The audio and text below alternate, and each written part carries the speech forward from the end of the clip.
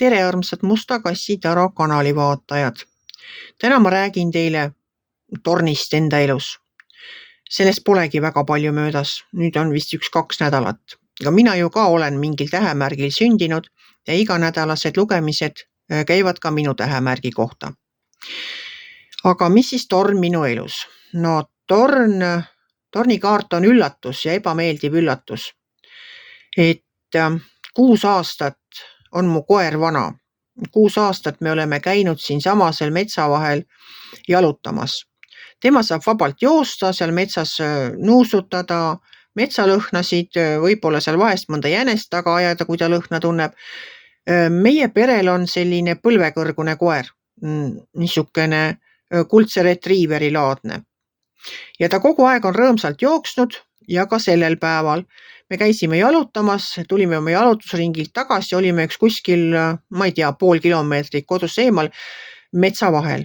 Ja koer jooksis ikka mööda seda metsaserva seal, nuusutas ja järsku läks hirmus nutt lahti.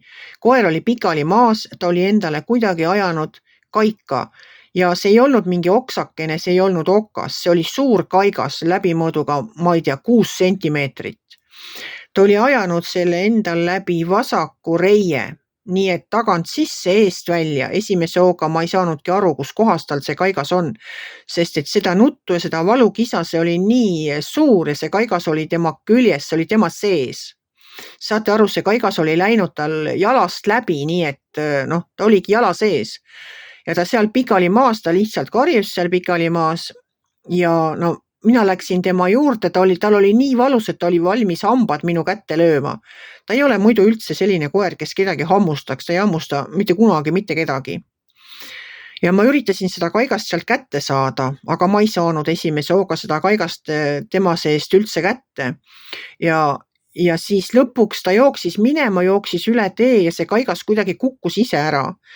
Ja ta kõndis selle, ma ei tea, võib-olla oli pool kilomeetrit, võib-olla vähem. Ühesõnaga kõndis selle maa koju välja, mitte üks veretilk ka ei tilkunud ta jalast, ta läks oma jalge peal, tuli koju. Nii, aga siis muidugi me vaatasime, tal oli see jalgiga täiesti katkis, hakkas ka juba veri jooksma. Abikaasa lõi autole hääled sisse ja oli reede õhtu. Autole hääled sisse, me sõitsime Tallinnasse sinna loomade kiirabi kliinikusse koeraga, seal tehti koerale operatsioon, õmmeldi ta jalg kinni. Koeraga on kõik korras, koer on kodus tagasi, õmbluse niidid on ka juba välja võetud, koer käib veel mõned päevad oma torbikuga.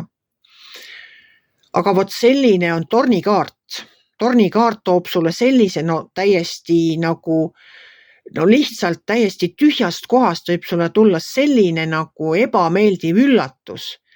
Et raviarved olid ka suured, sinna ligemale 600 € ringi. Meil on küll õnneks koeral kindlustus ja kindlustus maksis siis ära selle arve ja meile jäi ainult oma vastutuse osa.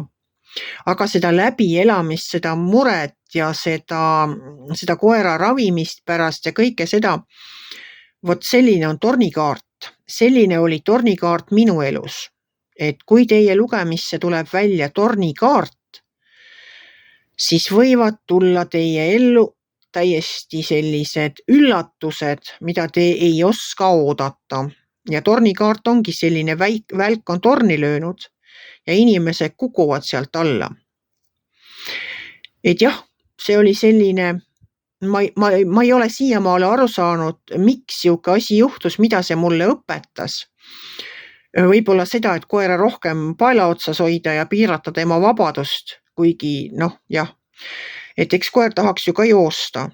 Et võib-olla joosta siis rohkem lagedamate kohtade peal. Ma ei ole seda veel enda jaoks selgeks mõelnud, sest et see on alles nii värske, et mida õpetas mulle selline kogemus. Aga see on üks tornikaart, mis su elu niimoodi raputab.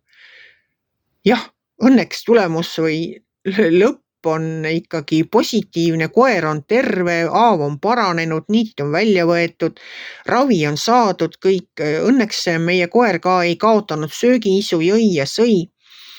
Aga jah, kõik see valu ja kõik see emotsionaalne raskus, mis sellise sündmusega paratamatult kaasneb, et eks see rässis meid mõlemaid, nii koera kui mind. Jah, Vot nii on tornikaardiga, et ebameeldivad üllatused võivad tabada tornikaardiga täiesti tühjast kohast. Mis ma oskan öelda? Eks ma proovin siis, kui mulle veel assotseerub mõni kaart isikliku eluga, siis teile ka päris elulisi näiteid tuua mõne kaardi kohta, millest ma kindlalt aru saan, et see oli just tema, kes mulle sellise vimka elus viskas. Ja ka teile soovin ilusat kevadet. Ja kui teile minu, ma ei tea, lugu meeldis siis või tornikaardi tõlgendus isikliku vaatenurga läbi, isiklike sündmuste läbi, ärge olge kitsid, pange ikka like pöial üles, te võite kommenteerida. Te võite alati mulle ka kirjutada, et mu meiliaadress on ka seal täiesti näha. Mustakassitaro kõik üks sõna @gmail.com. Ma vastan hea meelega kõikidele teie kirjadele.